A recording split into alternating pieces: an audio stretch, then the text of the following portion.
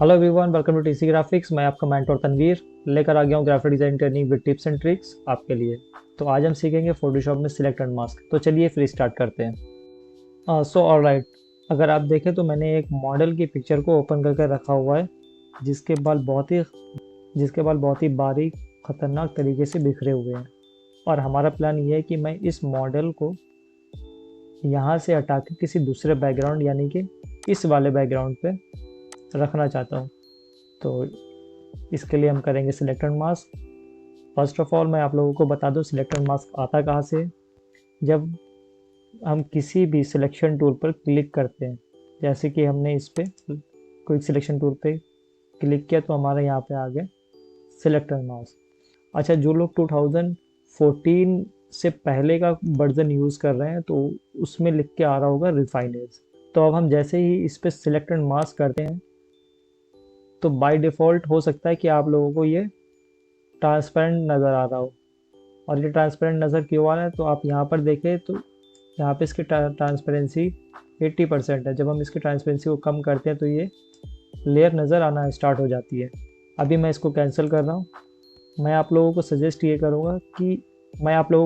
ये करूँगा जिस फ़ोटो को जिस बैकग्राउंड पे रखना हो तो पहले लेयर वाइज उसे एडजस्ट कर ले।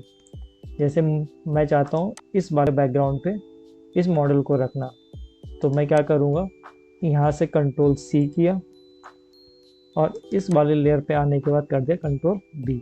अब यहाँ पर आप देखिए एक हमारी बैकग्राउंड लेयर हो गई और दूसरी मॉडल की लेयर हो गई। अब वैसे ही मैं जाऊँगा दोबारा से क्विक सिलेक्शन टूल में और यहाँ पे आने के बाद कर देंगे मास्क।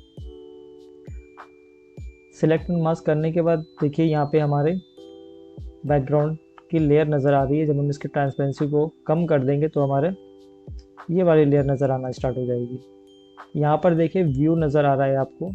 जब व्यू में जाएंगे तो यहाँ पे इसके मोड्स हैं, onion skin, marching arts, overlay, on black और अदर। तो आप जाएँ ओवरले पे आने के बाद आप इसकी ओपेसिटी को 50% ही रखें।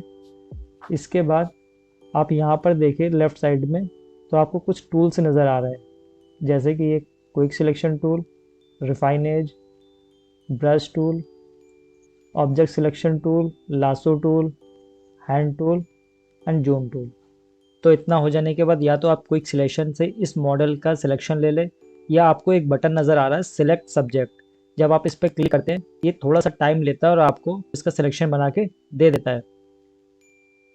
ये हो जाने के बाद हम जाएंगे दोबारा से व्यू में और जाएंगे ब्लैक एंड वाइट में। जब ब्लैक एंड वाइट पे क्लिक करेंगे इसके बाद हम आएंगे एज डिटेक्शन में। एज डिटेक्शन में जब हम इसकी रेडियस को बढ़ाते हैं तो देखिए ये और ज़्यादा बालों की डिटेल के दे देता है हमें। अब दोबारा से व्यू में जाइए, व्यू में जाने के बाद ऑनियन स्किन करिए और अब इसकी ट्रांसपेरेंसी को हम बढ़ा देते हैं। देखिए काफ़ी हद तक इसने हमें बालों की डिटेल निकाल के दे दी है। अभी भी कुछ यहाँ पे कलर्स मौजूद हैं जिसे हमें हटाना है, तो इसके लिए हम दोबारा से जाएंगे रिफाइन एज में आने के बाद हम इसकी हार्डनेस को थोड़ा कम कर देंगे और इसको जहाँ जहाँ भी प्रॉब्लम है वहाँ पे इसे फेर देंगे। याद रहे जहाँ पे प्रॉब्लम हो सिर्फ वहाँ पे बहुत ही हल्का ब्रश रखें। इसके बाद हम स्मार्ट रेडियस पिक करेंगे और इसको कर देंगे ओके। ये हो जाने के बाद अभी यहाँ पे बालों का कलर रेड दिखाई दे रहा है, अभी थोड़ा सा और प्रॉब्लम है। इसके लिए हम दोबारा से एक बार इस वाली लेयर में जाने के बाद सिलेक्ट मास्क करेंगे।